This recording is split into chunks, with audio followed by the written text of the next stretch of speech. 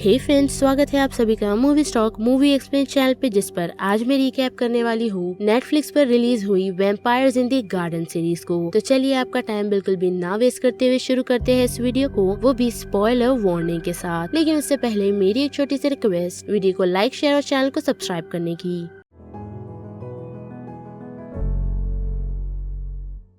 Series की शुरुआत हमें कुछ कमांडो से दिखाई जाती है जो वैम्पायर्स को मारने के लिए उनकी सीक्रेट लोकेशन पर पहुंच गए हैं। साथ ही उसी दौरान हम हमारे लीड कैरेक्टर मोमो को भी देख सकते हैं, जिसे एक रूम में जब एक छोटी बच्ची दिखती है और साथ ही वो भी एक वैम्पायर है जो उससे अपनी जान बचाने के बदले एक म्यूजिक बॉक्स देती है, जिसको देखकर हम देख सकते हैं मोमो उसे मार नहीं पाती। और उसी बीच हम एक और वैम्पायर को उस पर हमला करते हुए देखते हैं, जिस सिचुएशन से उसे बचाने के लिए उसकी दोस्त पहुँचती है। और हम देख सकते हैं कि जो वैम्पायर बच्ची डरी हुई है वो खुद को किसी चीज से इंजेक्ट कर लेती है और एक मॉन्स्टर में बदल जाती है। जिसके बाद भी हम मोमो को देख सकते हैं जो उस बच्ची को मार नहीं पाती। और उसी दौरान हम एक और कमांडो को आता देखते हैं जो उस क्रिएचर को मारकर मोमो को ये बताता है कि अगर मैंने उस क्रिएचर को नहीं मारा होता तो हम सबकी जान खतरे में आ जाती। जिसके बाद वो लोग वापस सिटी की तरफ निकलते हैं और हमें ये पता चलता है कि काफी साल पहले वैम्पायर्स ने पूरे वर्ल्ड पर अपना कब्जा जमा लिया था। साथ ही वो लोग चुन चुन के इंसानों को मार रहे थे, जिस कारण काफी सारे इंसानों ने मिलकर एक टावर बनाया जिसमें वो लोग लाइट के जरिए खुद की सिटी को सेफ रख सके। और ऐसे ही कर वो लोग अपनी प्रजातियां बढ़ाते गए, जिसके बाद वो सभी ने मिलकर ये डिसाइड किया कि वो लोग दिन के टाइम सभी वैम्पायर्स को ढूंढकर उन्हें मार देंगे, ताकि इस वर्ल्ड में वो लोग पीसफुली रह सके। और साथ ही ह्यूमंस के लिए अब म्यूजिक या फिर गाना बैंड है, क्योंकि वो सारे वैम्पायर्स के कल्चर है और ह्यूमंस ये सारी चीजें वापस अपनाना नहीं चाहते। जिसके बाद हम मोमो और उसकी बेस्ट फ्रेंड को एक फैक्ट्री में काम करता हुआ देखते हैं, जहाँ पर उसकी बेस्ट फ्रेंड उसे वही म्यूजिक बॉक्स देती है जो उसे उस छोटी बच्ची से मिला था, जिसे देख वो काफी खुश हो जाती है। लेकिन उसी दौरान उसे जनरल के पास ले जाया जाता है, जहाँ पर जाने के बाद हमें ये पता चलता है कि वो जनरल और कोई नहीं बल्कि मोमो की मॉम है। और साथ ही हम ये भी देखते हैं कि मोमो की मॉम उसे दूसरी जॉब पर डाल देती है ताकि वो ऐसे खतरनाक मिशन पर ना जाए। लेकिन साथ ही मोमो की मॉम उसे ये भी कहती है कि तुमने जो आज किया है वो सारी चीजें मुझे पता चली हैं और ऐसी गलती बार बार दोहराई नहीं जाएगी। लेकिन हम देखते हैं कि वो सारी बातें सुन मोमो बिल्कुल खुश नहीं होती और वहाँ से चली जाती है। जिसके बाद हमें वैम्पायर्स का साइड दिखाया जाता है और हम देख सकते हैं कि सभी लोग डांस के साथ साथ गानों को एंजॉय कर रहे हैं, जिस दौरान हम फीने को देख सकते हैं जो डांस और म्यूजिक में काफी अच्छी है और साथ ही सभी लोग उसे काफी पसंद भी करते हैं। और जब फीने घर जाती है तो वहाँ पर हम नोटिस कर सकते हैं कि फीने की हालत कुछ ठीक नहीं है। और साथ ही उसका दोस्त एलेग्रो आकर उसे ये कहता है कि हम वॉर्मिस पर यानी कि इंसानों पर हमला करने के लिए जाने वाले हैं और साथ ही हमें तुम्हारे साथ की जरूरत पड़ेगी। लेकिन उस बात को सुन फीने उसे मना कर देती है। लेकिन हम देखते हैं कि एलेग्रो उसे कुछ ब्लड देकर ये कहता है कि तुम्हें जिंदा रहने के लिए इन चीजों की जरूरत पड़ेगी, तो ऐसा नहीं हो सकता कि तुम बगैर ब्लड के जी सको। लेकिन फीने वो सारी चीजें एक्सेप्ट नहीं करती। जिसके बाद हम मोमो की मॉम को देखते हैं जो एक मीटिंग में बैठी हुई है और वो सभी लोगों को ये बताती है कि वो वैम्पायर्स किसी तरह के इंजेक्शन को यूज कर सभी लोगों पर सुसाइड अटैक कर रहे हैं, यानी कि वो लोग उस इंजेक्शन को यूज करने के बाद हमारे काफी सारे लोगों को मार तो देते हैं, लेकिन उसके बाद उनकी भी मौत हो जाती है। जिसके बाद हम मोमो को देख सकते हैं जो इन सारी चीजों से काफी मायूस है। साथ ही वो घर जाने के बाद उस म्यूजिक बॉक्स को रिपेयर कर जब उसे सुन रही होती है तो उसी दौरान उसकी मॉम आ पहुँचती है और उस म्यूजिक बॉक्स को लेकर वो तोड़ देती है, यही कहते हुए कि हमारा कल्चर नहीं बल्कि उन वैम्पायर्स का कल्चर है। और साथ ही वो अपनी बेटी को मारती भी है, जिस चीज से मोमो और टूट जाती है और अपनी मॉम का साथ छोड़ वहाँ से चली जाती है। और उसी दौरान हम देख सकते हैं कि एलेग्रो अपनी सारे वैम्पायर टीम को लेकर उन सभी लोगों पर अटैक कर देता है, जिस सिचुएशन से हम देख सकते हैं कि काफी लोग मारे भी जाते हैं और वो वैम्पायर्स मिलकर उनके कुछ लाइट टावर को डिस्ट्रॉय करने में भी कामयाब होते हैं। लेकिन हम देख सकते हैं उस फाइट के दौरान फीने भी उन लोगों की मदद करने के लिए आई हुई है, लेकिन वो उन सारी चीजों से हटकर जंगलों की तरफ आ जाती है, जहाँ पर वो ये नोटिस करती है कि मोमो बैठकर रो रही है और वो गाना गुनगुना रही है, जिसे देखकर जब फीने उसकी तरफ जाती है तो मोमो उससे काफी डर कर पीछे की तरफ आती है। जिसके बाद उसे उसकी बेस्ट फ्रेंड की आवाज आती है जो उसे बचाने के लिए उसकी तरफ आई है। लेकिन हम देख सकते हैं कि सामने खड़ा वैम्पायर खुद को उसी चीज से इंजेक्ट करता है जिससे वो मॉन्स्टर में बदल जाता है। और उसे बचाने के लिए जब फीने पहुंचती है तो हम देख सकते हैं कि मोमो की बेस्ट फ्रेंड बच नहीं पाती।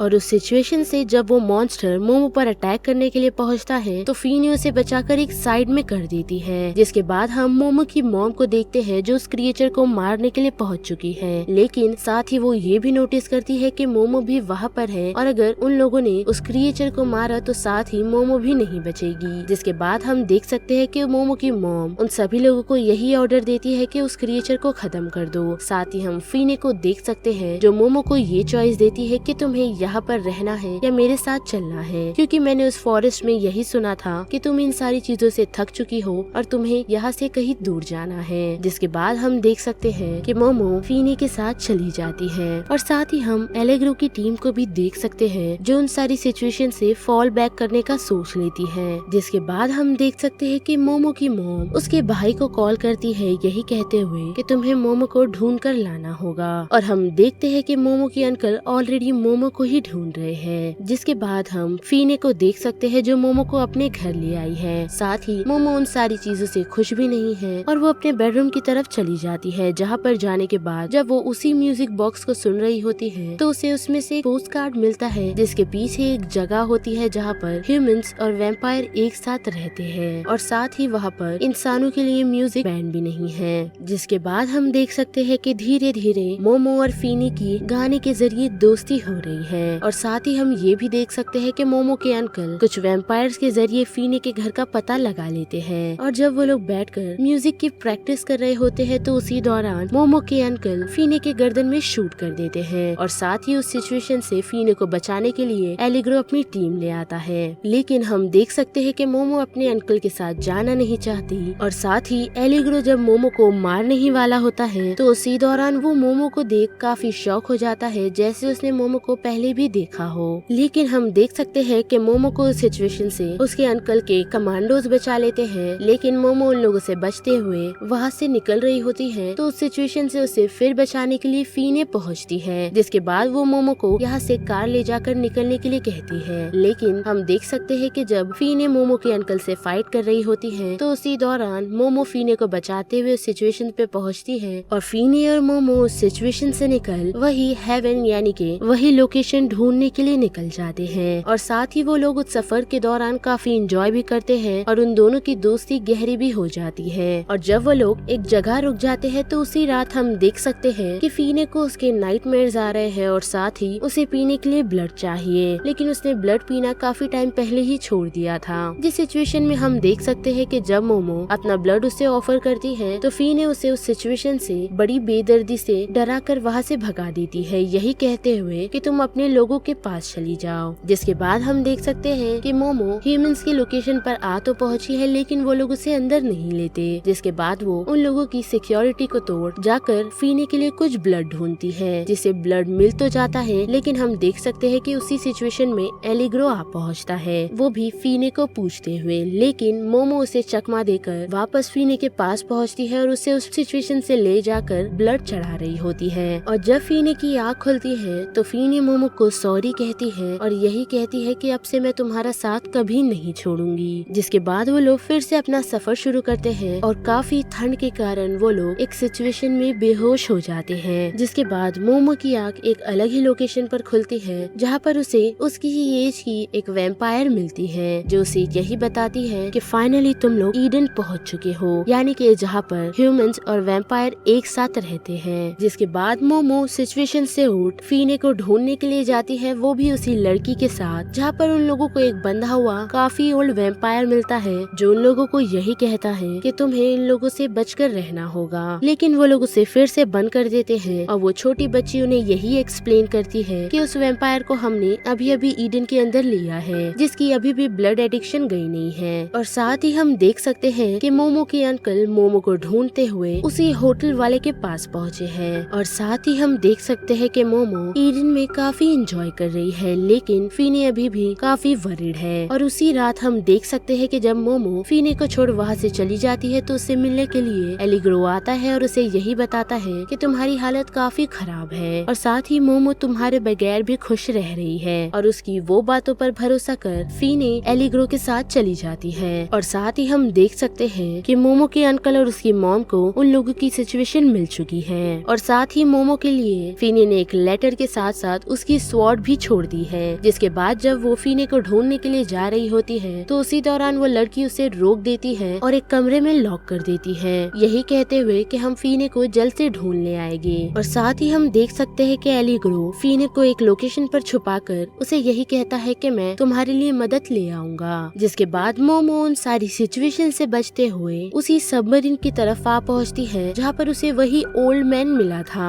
और उस सिचुएशन से बचते हुए जब वो सबमरीन के अंदर जाती है तो वो शख्स उसे ये बताता है कि वो लोग मेरी पावर की मदद से इस पूरे शहर को इलेक्ट्रिसिटी दे सकते हैं, जिस कारण वो लोग अब एक और मैच्योर वैम्पायर ढूंढ रहे हैं क्योंकि मेरी हालत काफी खराब हो चुकी है। जिस बात को सुन मोमो को ये समझ आता है कि फीनी की जान को खतरा है। जिसके बाद वो फीनी को ढूंढने के लिए जब निकल रही होती है तो उसी दौरान हम उसी बच्ची को देखते हैं जो आकर उस पर हमला कर देती है। और साथ ही हम ये भी देख सकते हैं मोमो की मॉम और अंकल भी उस लोकेशन पर पहुंच गए हैं, जिन्हें उस गांव का मुखिया यही बताता है कि उन्होंने मोमो और फीने जैसा नाम सुना ही नहीं है, लेकिन उसकी बातों पर वो लोग भरोसा नहीं करते। जिसके बाद उन्हें मारने के लिए वो लोग वैम्पायर्स बुलाते हैं, जिस सिचुएशन से फीने के अंकल काफी अच्छे से निपटते हैं। और साथ ही बात करें फीने और उसी लड़की की तो फीने उस लड़की को बड़े ही आसानी से मार गिराती है। जिसके बाद जब वो सबमरीन पूरी तरह पानी में डूबने वाली होती है तो दूसरी तरफ हम देख सकते हैं कि फीने को ये एहसास हो गया है कि मोमो खतरे में है और वो खुद को सिचुएशन से निकाल के सीधा मोमो को बचाने के लिए पहुंचती है। साथ ही उसे ये भी पता चलता है कि एलिग्रो अपनी पूरी टीम ले आया है और साथ ही मोमो के मॉम और अंकल मोमो का पीछा नहीं छोड़ने वाले। जिसके बाद वो मोमो को सिचुएशन से लेकर निकलती है, लेकिन हम देख सकते हैं कि वो सभी फीने को काफी घायल कर देते हैं, जिस कारण फीने मोमो को एक लोकेशन पर छुपाती है, उसे यही कहते हुए कि मैं तुम्हें आगे की तरफ मिल जाऊंगी। जिसके बाद वो खुद पर वही इंजेक्शन यूज करती है और मोमो उस टनल के जरिए दूसरी तरफ आ पहुंचती है जहाँ पर उसका सामना एलिग्रो से होता है। और जब वो मोमो को मारने ही वाला होता है तो मोमो उसे ये बताती है कि फीने ने वो ड्रग्स यूज कर लिया है, जिस कारण वो मॉन्स्टर बन गई है। और उस चीज से हम देख सकते हैं कि एलिग्रो काफी टूट जाता है। और साथ ही जब वो मोमो को मारने वाला होता है तो उसी दौरान हम एक रोबोट को उसे बचाता हुआ देखते हैं, लेकिन फिर वो मोमो को मारने की कोशिश करता है तो फिर से एलिग्रो उठकर उसमें बैठे हुए शख्स को मारकर मोमो को यही कहता है कि तुम ही एक शख्स हो जो फीने को इन सारी सिचुएशन से निकाल सकती हो। जिसके बाद मोमो उस सिचुएशन से निकल सीधा फीने को बचाने के लिए जाती है, जहाँ पर वो ये नोटिस करती है कि उसके अंकल फीने के साथ लड़ाई कर रहे हैं। लेकिन हम देख सकते हैं कि मोमो फीने के उस मॉन्स्टर अवतार में भी फीने को काफी अच्छे से संभाल लेती है, जो चीज उसके अंकल देख काफी हैरान होते हैं क्योंकि काफी समय पहले उन्होंने एक वैम्पायर लेडी से प्यार किया था और उससे शादी करने के बाद वो खुद पर कंट्रोल नहीं कर पाई, जिसके बाद उसने उस पर अटैक करने की कोशिश की और उस सिचुएशन से बचाने के लिए उसे उसकी बहन यानी कि मोमो की मॉम पहुंची। फिर से आए प्रेजेंट में तो हम देख सकते हैं कि वो फीने और मोमो को इस सिचुएशन से जाने के लिए दे देता है, जिसके थोड़ी समय बाद हम देख सकते हैं कि फीने